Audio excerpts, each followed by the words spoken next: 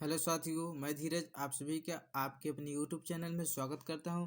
साथियों, आज हम बात करेंगे बीएससी फर्स्ट सेमेस्टर जूलॉजी के मॉडल पेपर के बारे में, जो कि ऑब्जेक्टिव टाइप क्वेश्चन वो भी आंसर के साथ में लाया हूं। 2024 के आपके एग्जाम में ये क्वेश्चन देखने को जरूर मिल जाएंगे। मैं आपको इसका पीडीएफ भी देने वाला हूँ। तो चलिए मैं आपको बताता हूँ किस प्रकार से आप पीडीएफ प्राप्त कर सकते हैं। और वीडियो को लाइक नहीं किए तो लाइक कर दीजिए दोस्तों, और हमारे यूट्यूब चैनल को सब्सक्राइब नहीं किए तो सब्सक्राइब कर दीजिए। और इसका आपको पीडीएफ चाहिए तो आप लोगों को टेलीग्राम पर धीरज एजुकेशनल क्लासेस फर्स्ट नाम से सर्च करना पड़ेगा, या फिर हमारे कमेंट सेक्शन में टेलीग्राम का लिंक दिया हुआ है, वहाँ से आप ज्वाइन हो सकते हैं। चलिए क्लास की तरफ। तो मैं आपको बता दूं, ये जो महत्वपूर्ण क्वेश्चन लाया हूँ दोस्तों, आप लोगों को याद कर लेना है, जो कि आपके ज़रूर देखने को मिल सकते हैं एग्जाम में।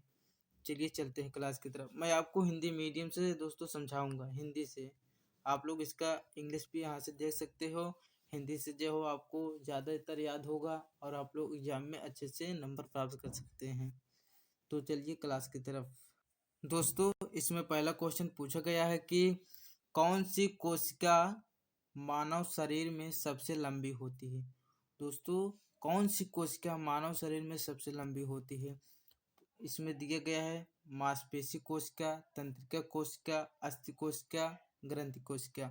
तो इसका सही आंसर हो जाएगा दोस्तों तंत्रिका कोशिका। ये मानव शरीर में सबसे लंबी कोशिका होती है।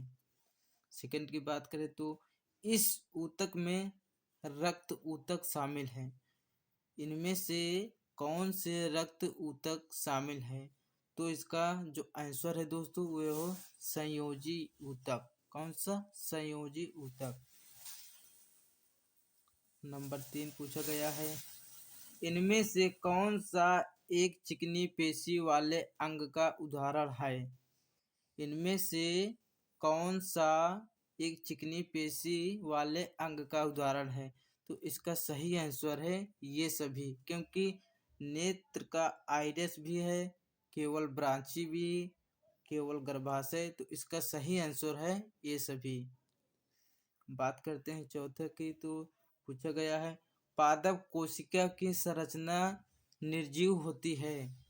पादप कोशिका की संरचना निर्जीव होती है। तो इसका सही आंसर है कोशिका झिल्ली। 5 में पूछा गया है, इस कोशिका अंग में डीएनए नहीं होता है। इसका मतलब है दोस्तों लाइसोसोम। लाइसोसोम कोशिका अंग में डीएनए नहीं होता है। अब 6 की बात करते हैं। तो 6 में पूछा गया है, मानव गाल। दोस्तों, मानव गाल की कोशिकाओं मानव गाल की कोशिकाओं और प्याज के छिलके की कोशिकाओं के मुख्य अंतर है। तो मुख्य नहीं, मध्य अंतर है दोस्तों। इसका जो सही आंसर है वो है ए, क्योंकि प्याज के छिलके की कोशिकाओं में कोशिका भित्ति की उपस्थिति। इसका आंसर ए है। बात करते हैं 7 की। तो 7 में पूछा गया है, प्लाज्मा झिल्ली। प्लाज्मा झिल्ली के अंदर यह जेली जैसा पदार्थ जिसमें सभी कोशिकांग तैर रहे हैं। तो इसका सही आंसर है ए, साइटोप्लाज्म। इसका सही आंसर है साइटोप्लाज्म। अब बात करते हैं 8 की। तो 8 में पूछा गया है, संपूर्ण कोशिका वितरित किए जाने वाले अणुओं के लिए प्राथमिक पैकेजिंग क्षेत्र के रूप में कार्य करने वाला कोशिकांग है। तो इसका सही आंसर है दोस्तों गाल्जी उपकरण। कौन सा? गाल्जी उपकरण। अब 9 की बात करते हैं। तो जंतु कोशिका आपस में जुड़ी होती हैं। जंतु कोशिकाएं आपस में जुड़ी होती हैं। इसका सही आंसर है डेस्मोसोम। कौन सा? डेस्मोसोम। 10 में पूछा गया है, साइटोलॉजी के पिता कौन है। तो साइटोलॉजी के पिता दोस्तों वो है रॉबर्ट हुक। इसका आंसर ए। अगर आप लोगों को इसका आंसर भी चाहिए तो देख लीजिए, यहाँ पर आंसर भी दिया हुआ है। अब बात करते हैं। तो जंतु और पादप कोशिकाओं में मुख्य अंतर यह है कि इसका आंसर ए होगा। यह है कि जंतु कोशिका कठोर कोशिका भित्ति नहीं होती है।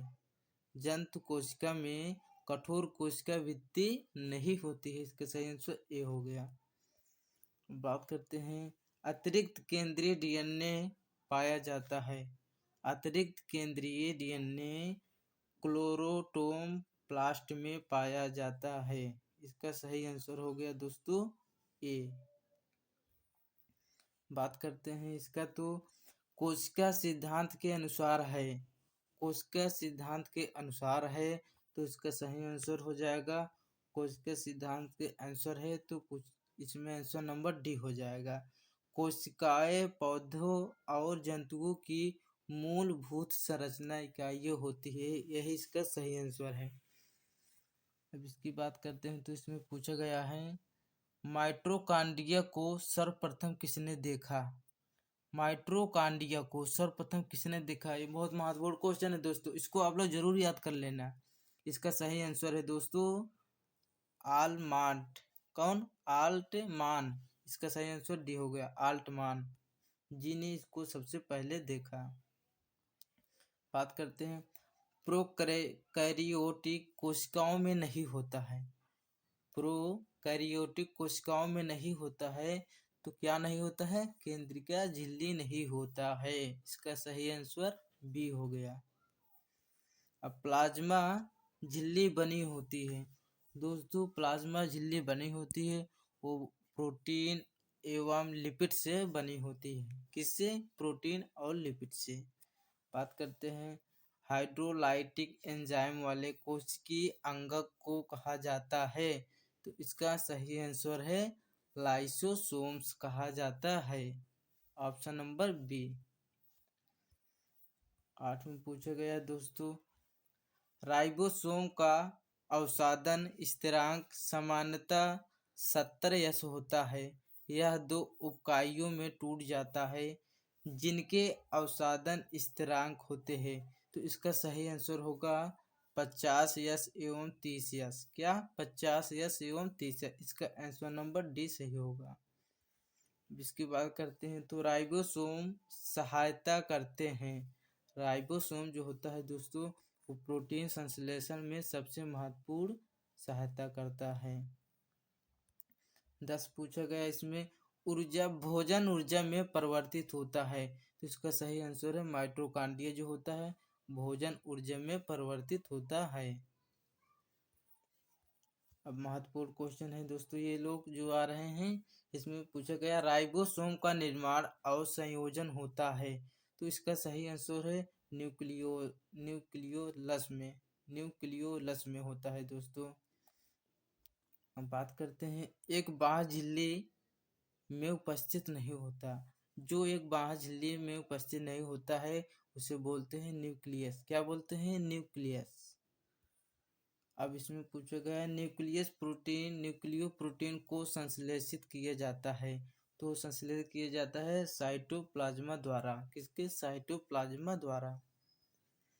और इसमें पूछा गया है न्यूक्लियस का कौन सा घटक लेट प्रोफेज के दौरान लुप्त हो जाता है और दौरान पुनः प्रकट हो जाता है तो इसका सही आंसर है दोस्तों इसका सही आंसर ठीक नहीं लगाया। इसका सही आंसर हो जाएगा दोस्तों आरएनए सिंथेसिस। इसका ऑप्शन नंबर क्या हो गया दोस्तों? ये है दोस्तों न्यूक्लियस। इसका सही आंसर है ए वाला। बात करते हैं दोस्तों इसमें 5वां पूछा गया है कि न्यूक्लियस का मुख्य कार्य है तो इसका सही आंसर हो जाएगा दोस्तों आरएनए संश्लेषण। क्या? आरएनए संश्लेषण जो न्यूक्लियस का मुख्य कार्य होता है। उसके बाद 6 में पूछा गया है निम्नलिखित में कौन सा केंद्रक छिद्र से होकर गुजर सकता है तो इसका सही आंसर है दोस्तों ऑप्शन नंबर डी दोनों ए और सी। मतलब कि माइटोकॉन्ड्रिया और दोनों ए मतलब राइबोसोमल एवं उप इकाइयाँ, अन्यथा इसको बोल सकते हैं एमआरएनए। बात करते हैं इसमें 7 की तो 7 में पूछा गया है निम्नलिखित में किसका संश्लेषण केंद्रिका में होता है तो इसका सही आंसर हो जाएगा दोस्तों आरएनए। क्या? आरएनए। पाठ में पूछा गया है न्यूक्लियोली की खोज किसके द्वारा की गई थी? तो इसका सही आंसर है फेलिस फोंटाना। क्या? फेलिस फोंटाना के द्वारा न्यूक्लियस की खोज की गई थी। अब नौम बात करते हैं। नौम पूछा गया है प्रोकैरियोट्स में राइबोसोम का संश्लेषण होता है। तो इसका सही आंसर है साइटोसोल। क्या? साइटोसोल। ऑप्शन नंबर डी पूछा गया है क्रोमेटिन की आवर्ती उपिकाइयाँ कहलाती है। इसका सही आंसर है न्यूक्लियोसोम। क्या? न्यूक्लियोसोम। बात करते हैं 11 की। तो क्रोमेटिन की संरचना को किसके द्वारा संशोधित किया जा सकता है? इसका ऑप्शन नंबर है दोस्तों डी, ये सभी।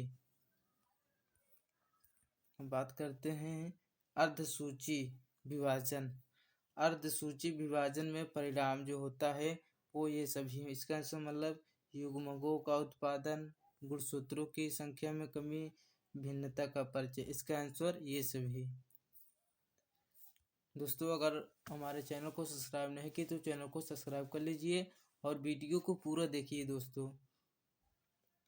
इसमें पूछा गया है अर्धसूत्री विभाजन के किस चरण में युग्मकों का आनुवांशिक गठन अंततः तय होता है? इसका आंसर नंबर दोस्तों एनाफेज है। इसका आंसर नंबर जो होगा डी हो जाएगा। बात करते हैं जीवों में अर्धसूत्री विभाजन होता है। तो इसका सही आंसर हो जाएगा ए, लैंगिक प्रजनन।